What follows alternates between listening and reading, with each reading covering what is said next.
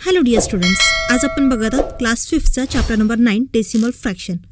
पण या चॅप्टरमधील प्रॅक्टिस सेटला सुरू करण्याआधी तुम्हाला काही बेसिक कन्सेप्ट माहीत असायला पाहिजे, जसे की फ्रॅक्शन म्हणजे काय, डेसिमल फ्रॅक्शन म्हणजे काय आणि डेसिमल नंबर्स म्हणजे काय. तर चला सुरुवात करूया फ्रॅक्शन्सपासून.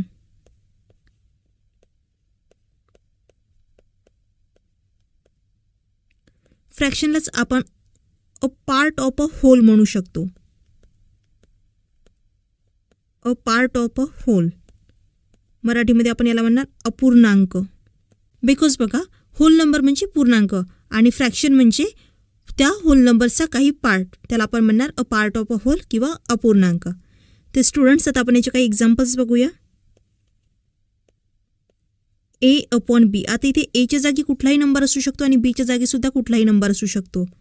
फॉर एक्झाम्पल 3/5, 2/6,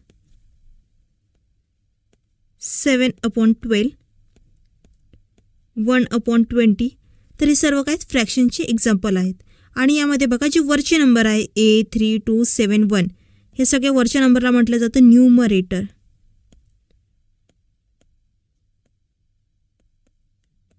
आणि हा जो खालचा नंबर आहे, या फ्रॅक्शन बारचे जे खालचे नंबर्स असतात त्यांना म्हटलं जातं डिनोमिनेटर.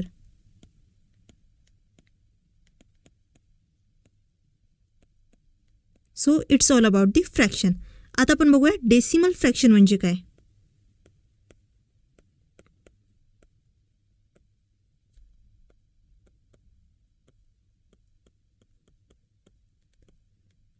तर स्टुडंट्स बघा, डेसिमल फ्रॅक्शनला आपण या प्रकारे सुद्धा डिफाईन करू शकतो. The fractions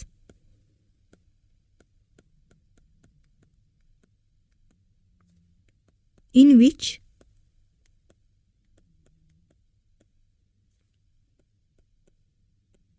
the denominator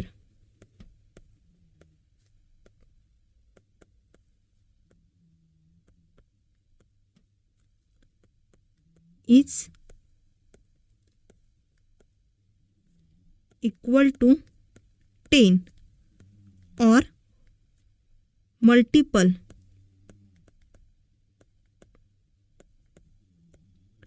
multiples of 10. म्हणजे ते 10, 100, 1000 किती असू शकतात. तर बघा, डेसिमल फ्रॅक्शन्स म्हणजे असे फ्रॅक्शन्स की ज्यांच्यामध्ये जो डिनोमिनेटर आहे, जो खालचा नंबर आहे, तो नेहमी 10 किंवा 10चा मल्टिपल म्हणजे 10, 100, 1000 हाच असतो. तर आता आपण याचे काही एक्झाम्पल्स बघूया.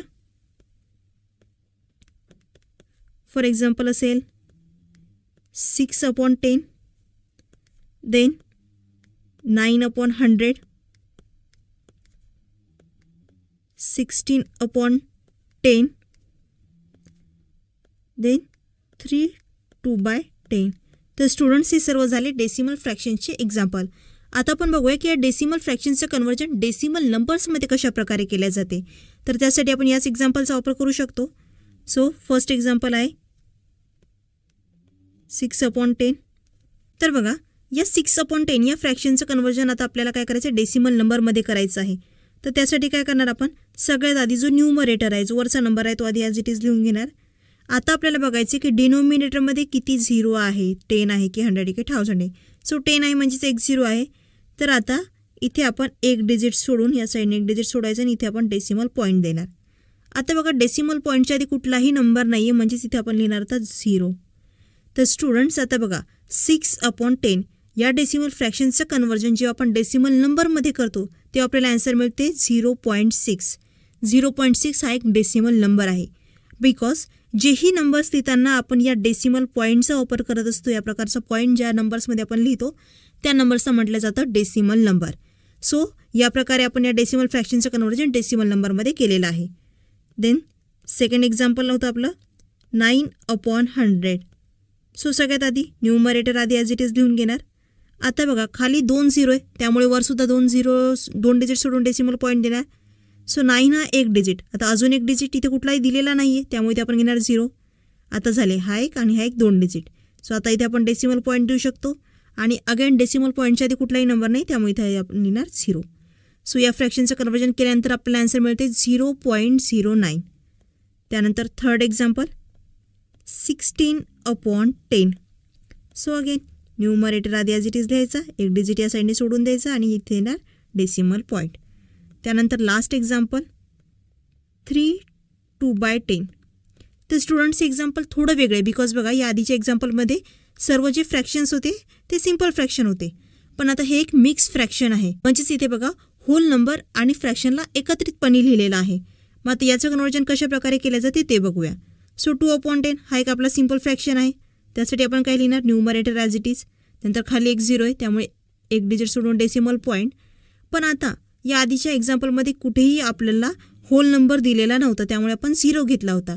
पण आता या एक्झाम्पलमध्ये आपल्याला होल नंबर दिलेला आहे त्यामुळे ते आपण होल नंबर लिहिणार ना की 0. सो इथे येणार 3.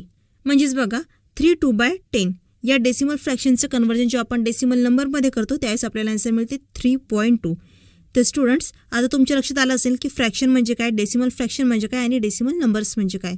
तर चला सुरुवात करूयात आपल्या प्रॅक्टिस सेट नंबर 36ला. तर इथे क्वेश्चन दिलेला आहे, write the following mix fraction in decimal form and read them allow. तर स्टुडंट्स इथे तुम्हाला काही मिक्स फ्रॅक्शन दिलेले आहेत किंवा काही सिम्पल फ्रॅक्शनसुद्धा आहेत आणि त्याचं कन्वर्जन आपल्याला डेसिमल नंबर्समध्ये करायला सांगितलं आहे आणि त्यानंतर त्याला रीड करायचं आहे. तर फर्स्ट एक्झाम्पल आहे 3 9/10. आता इथे बघा न्यूमरेटर आधी ॲज इट इज 9, त्यानंतर खाली एक 0 आहे त्यामुळे एक डिजिट सोडून डेसिमल पॉईंट आणि इथे सुद्धा आपल्याला होल नंबर दिलेला आहे 3 त्यामुळे इथे 0 घेण्याची गरज नाही, जो होल नंबर दिलेला आहे तो घेणार. दॅट इज 3.9 हे असेल आपला ॲन्सर. त्यानंतर second example that is 1 4/10.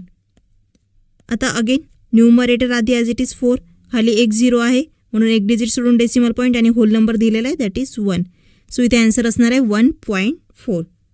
Then third example that is 5 3/10.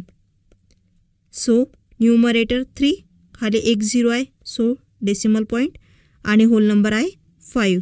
So इथे आपला ॲन्सर असणार आहे 5.3. त्यानंतर फोर्थ नंबरचं एक्झाम्पल आहे 8/10. तर स्टुडंट्स बघा ह्या फ्रॅक्शनमध्ये आपल्याला होल नंबर दिलेला नाही आहे, हे एक मिक्स फ्रॅक्शन नाही आहे. त्यामुळे आता आपण काय करणार, न्यूमरेटर आधी ॲज इट इज लिहिणार त्यानंतर डेसिमल पॉईंट. पण आता इथे कुठलाही होल नंबर दिलेला नाही आहे त्यामुळे इथे आपण जो नंबर आहे डेसिमल पॉईंटच्या आधी तो घेणार आहे 0. सो इथे ॲन्सर येणार 0.8. त्यानंतर last example that is 7/10. So again 7 as it is, त्यानंतर एक 0 असल्यामुळे एक डिजिट सोडून डेसिमल पॉईंट आणि पॉईंट इथे होल नंबर नाही आहे त्यामुळे 0 ॲज इट इज. तर स्टुडंट्स यासोबतच आपला प्रॅक्टिस सेट 36 कंप्लीट झाला आहे. व्हिडिओ आवडला असेल तर व्हिडिओला लाईक करा आणि चॅनलला सबस्क्राईब करा.